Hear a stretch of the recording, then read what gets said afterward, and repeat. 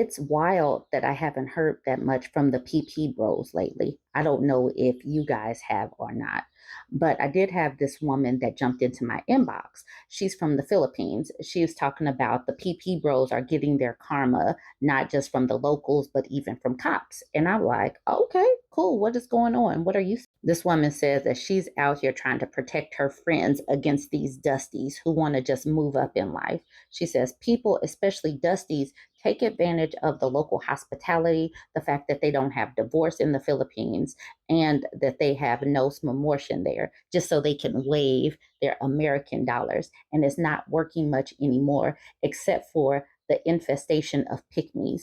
Those ladies are best to stay away from anyway. And I was like, okay, tell me more.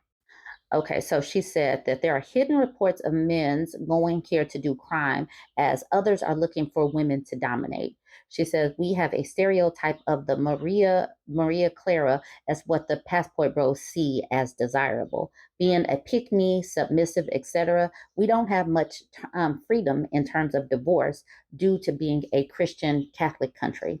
She says she felt sad when there's news reports of abandoned newborns because I guess you have to just drop these kids off, and there must not be that much as far as birth control.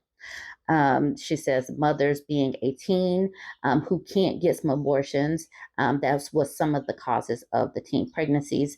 Officials in the Department of Education can't decide when and how sex ed will be taught. Clergy keeps stepping in and being an annoying nuisance. Then she says she loves the culture that she's in. She says she loves it, including taking care of the elderly, regardless of if they are kind or rude. She says the daughters are pushed into nursing because then they can be a free healthcare worker to their family members. She says what is most irritating is that some parents have kids, one or more, to be used as an insurance policy. You know, we're seeing that across the board with people thinking that their children are their retirement policy. Half do want to marry those from abroad, yet they have little to no knowledge of how to vet. That's what's sad. While those who understood how to are shamed, they get called picky when they want to date foreigners, especially from Singapore or European countries. She says, when I chose to be dating free as my choice in career is inevitable, while others want to sabotage or support. These men are jealous and they get physical. She said these men get jealous of your career and they will try to tear you down. So, this is what this woman is seeing straight from the Philippines. She continues with before 2008 to 2019, there's white guys here, and hearing the accents, it's American. Now it's mostly black men. She says she got hollered at once when she was in Manila, but ended up outrunning them by catching a ride. So she said that now these black men are out there in the Philippines trying to catch these women. She said at the bottom, there's a lot of sex tourism and a crackdown of physical and online exploitation from it. So this is reports straight up from there. But obviously, since this woman is contacting me inside of my Instagram inbox, these women are onto it and they are telling other women. Okay, so there is a Facebook group called Men Have Yet to Go Their Own Way. I'm wondering what's the effing holdup. And they made this post. Passport bros are quickly becoming my favorite subgenre of pathetic dudes to laugh at. I found an ancient one out in the wild. The worst part is he has or had a wife, according to his profile. And I guess that is the ancient PP bro. He made a post, get a passport, no need for this. I guess no need for the feminist, the blonde that I guess he's saying is a feminist, when you can have a woman like this who is just going to cook and clean for you. They really believe this trope. They have said it enough to where they really believe it. Now, the same woman that sent me that post out of that group made this post. She says, from a young Southeast Asian woman fending off a passport bro looking for a trad wife.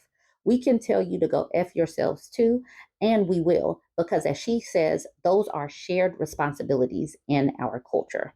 Now I want to read this caption. Who's going to tell him, as in the PP bro, who's going to tell this PP bro that millennial and Gen Z Asian women aren't traditional anymore? I can't wait for him to come to my country and be disappointed. I know by traditional, it means to cook and clean. Those are shared responsibilities, sir. The audacity to think it's okay to talk about women like this to another woman.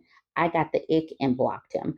I made a mistake of giving my number before he started yapping this nonsense, though, talking about hitting the wall. Too late for them, while he's in his late 30s on a dating app.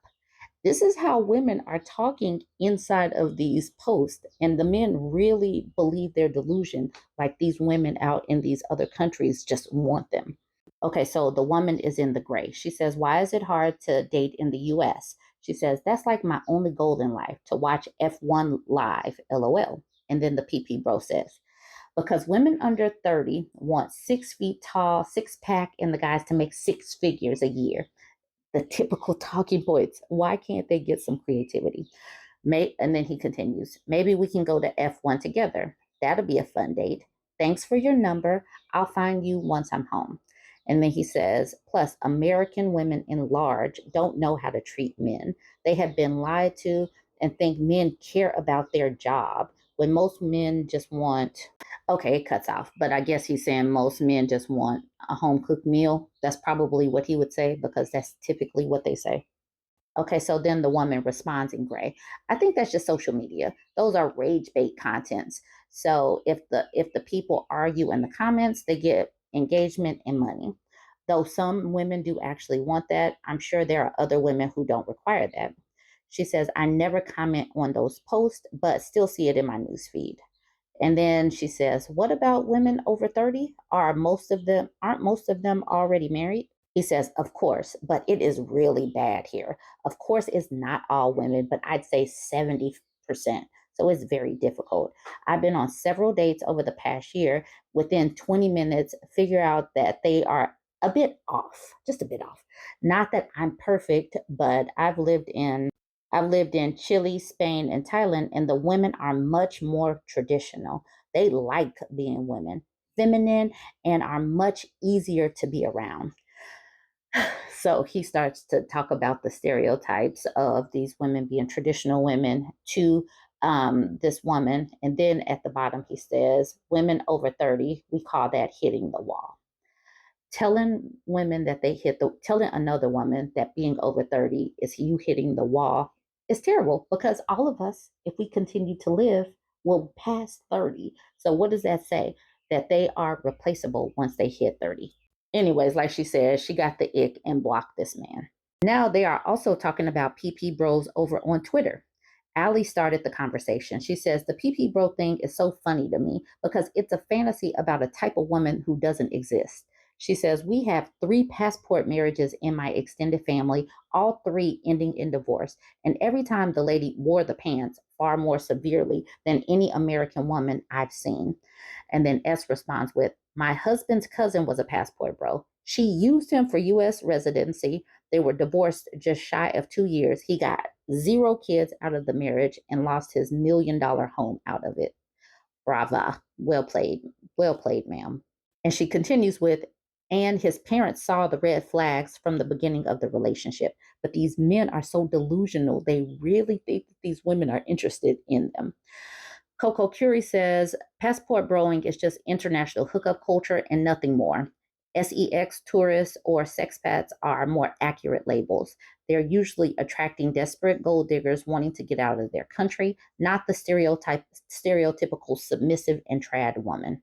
Exactly. These women just see a come up, and now that they know that these men are coming, that the men make themselves a perfect target. All the women have to do is act for a couple of years, and then bam, they get what they want.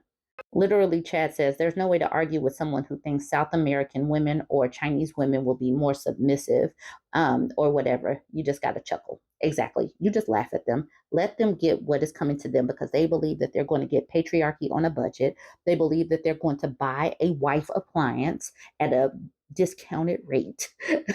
They believe their delusion and they get what they get. And I'm glad that they're getting got. Jump in the comments. Let me know what you think about this. Don't forget to like, comment, and share.